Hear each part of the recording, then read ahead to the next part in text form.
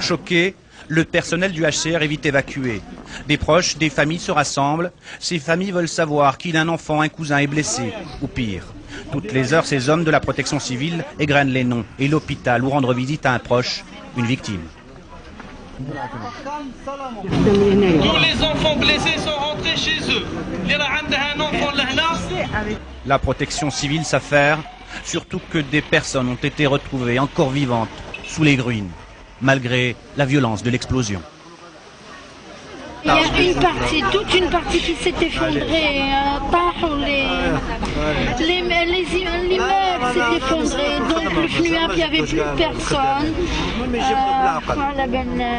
On n'a pas de nouvelles de Saïd, on n'a pas de nouvelles de Salah, on n'a pas de nouvelles de Ben Barra.